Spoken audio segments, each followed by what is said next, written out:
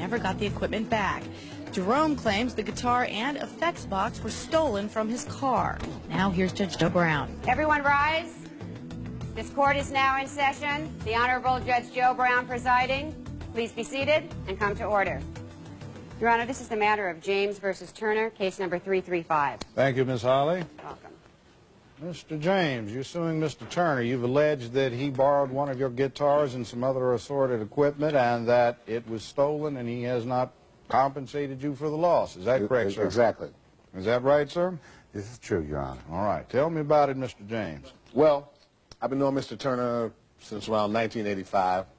You know, he's a fellow musician like myself, and he used to hang around the studio, and so we became friends.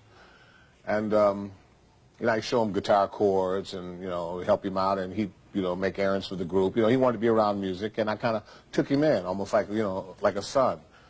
And showed him around the studios, and so when I was recording albums, he'd be around, and he had his own little group and stuff. So we continued this relationship for a while, and he got his own band. You know, he had a couple bands, and you know, he was trying to make it, doing demos and recording sessions.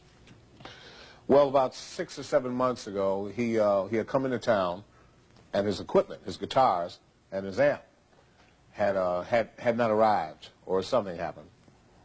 And he called me up, and he asked me well, he needed a guitar, and he needed an amp. So I lent him my, I bought a guitar. I have a bunch of guitars. This particular guitar was, you know, and he had seen it before. He had kind of liked it. And a Kurzweiler amp, which is a box that contains a lot of effects and stuff, which I have the receipts if I could present them to you. It was like $3,800 for the Kurzweiler, and the guitar cost me a little over $1,700. I have the receipts right there. You've seen these, sir? No, I haven't, but I will take Mr. James' word for it. Pass them, Miss Holly, to Mr. Turner. Thank you. All right. Anyway, if I may continue. Yes, sir. He called me up. He was in desperate, dire need to. He had some kind of gig he had to do, and he had called some other musicians, and they weren't around. So he called me up. I said, "Sure, you know, here, I'll let you use the Kurzweiler, because you know I'm all about helping musicians. You know, if you're a friend of mine, I think you're a friend of mine. I'll give you the world." He told me that he had taken the guitar and the amp and put it in his car. Somebody had broken into his car, taken the guitar, and taken the amp. So I take it you've not had the guitar returned, and you've made a claim to him for the loss. Yeah, I mean, I told him. I mean, I didn't really get into detail how much things were worth, because money is really not the objective with him. It was friendship. This stuff, you know, it costs a little money, man. You know, I'm building my life and my career back together. Pay me. I said, whatever's conducive for you, you know. So I said $200 or $300. So we worked out a thing. And he ended up paying me. He gave me a couple of payments. I think one time he paid me $200. Sent me a payment another month of $300. And the payment stopped. I mean, there was nothing. Yeah, but why? 500? Wait a minute. Yeah, but we'll get into why. Hello, you just hold on for. I'm sorry. $500 you got. Yeah, somewhere around there. All right. He's going to get into this thing, but seeing that this is my time to talk, I'll just finish telling you. Then we got together at a club Billboard on Sunset, a bunch of us, and people were drinking a little bit, and no slight on my friend JT, or my used-to-be friend, but you know he's there's a little sugar in his tank, you know. I mean, there's a little I mean, he's a little sugar going on up in there. Don't say that, Rick. Don't say that. What he's basically homosexual, okay? Now I have a problem with that, because I love him still, okay? I mean, you know, I'm not, you know, I'm straight, but I don't have a problem with homosexuals. You know, they're in my life. I love them. I embrace them. I don't have a problem with it. This particular night, he had a little bit too much to drink, and you did have a little bit too much to drink. And I take it this has something to do with his failure to pay off the balance. Well, yeah, I'm getting to that. And you know, so all of a sudden we're all, you know, around the bar, and a bunch of us are talking, and I get this hand on my butt, you know, and the hand is like there for a few, you know, 40, 60 seconds, you know. And then there's another hand on my butt. And I look around, and it's JT. Now, hello. And then he goes and comments, well, you know, Rick, it was an accident, you know, or something. The hand was on my butt 40 seconds. How, a 40-second accident, your hand squeezing your butt? No, that's not what happened, Rick. It was at least 40 or 50 seconds. All right, we got that. Both buttocks. All right. 2 hands full. And so I went off on him, okay? you know, I got friends around and stuff, you know, and I know he likes me, you know, and I mean, I never thought it was that way, a sexual kind of thing. And it's not. I never thought it was. Don't interrupt. And I always try to explain to him, Super Freak was just a song I wrote, okay? It was just a song. It really didn't mean a whole lot of things. It was just a song that made me some money and it got me famous, but it really did not entitle hands on the butt. There were no men's hands on my butt. That's a no-no. And I tried to tell him that, and I went off on him, and maybe I was a little loud, and maybe I was a little boisterous, and I embarrassed him, but after that, the hands continued off my butt. Then I left. I didn't see him no more. I didn't hear from him no more, and I haven't got any payments, and I would like to get paid for my loss of my guitar, and he could carry on his life. He don't ever have to speak to me in life, and it's a sad thing. And, Yeah, but see, you're taking it all out of context, Rick, and you know you are. Now, what do you have to say about this, Mr. Turner? You got the guitar? Yes. All right. Now, This is true. What happened to it? It was stolen. That part is not the issue. Okay. He's saying that I stopped the payments.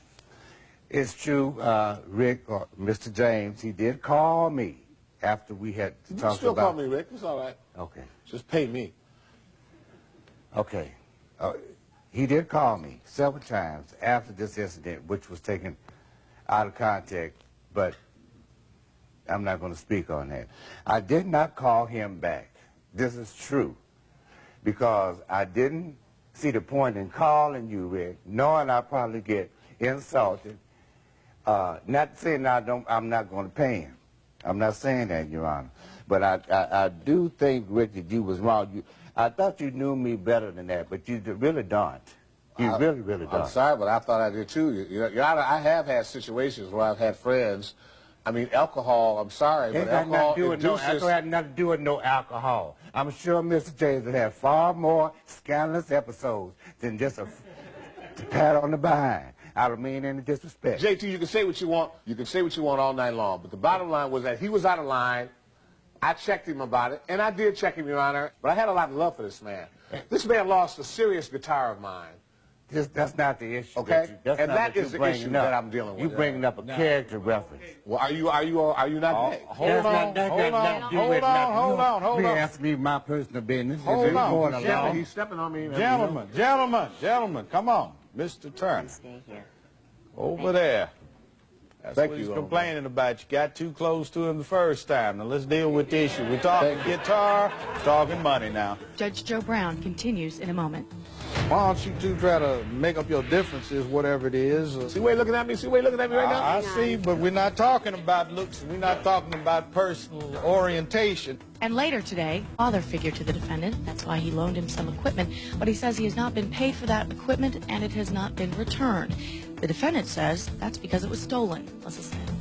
It's not an unreasonable amount of money for the guitar nor for the mod. Now, the point is when you had it in your custody and your care, then you were responsible for that. It got stolen. You owe the money. You agree to that, right? Yes. Now, why don't you two try to make up your differences, whatever it is? You know, you professionals, you know. Yeah, but he's impossible. I understand. He's impossible. I understand. You know, Well, let's not even go there. Let's not even go there right now. We're talking money and a guitar and an amp. We need this guitar replaced, so maybe if you compensate Mr. James for the loss of the instrument and the amplifier, then we can get back to square one. Now, what we're claiming here is $4,600, is that correct? Yeah, minus whatever, minus the 200 or 300. See, wait a minute, Your Honor, if I may just say something, Your Honor, I'm not looking to have a further relationship. All right, with well, Mr. we Turner. don't have a further relationship. I just want my money for what I paid. You're about to get it. My thing. You're about to get it. All right, now, $4,600 is what this lawsuit is about. That's what you asked the court for. See where you're looking at me? See where you're looking at me right now? I see, but we're not talking about looks. We're not talking about personal orientation and whatever. We're talking about guitar, amplifier, and money. That's all I'm talking about. All right. You have any dispute over the value, Mr.? No, I don't, Your Honor. All right, Mr. Turner, then you owe that. That's $4,600, Mr. James. That's what you asked for. That's what you get. This court is in recess. Thank you. Gentlemen, I need you to step out and to your right, please. You're going to get paid for the equipment. How do you feel about that, first of all? I feel good about that. I mean, that's all I ever wanted.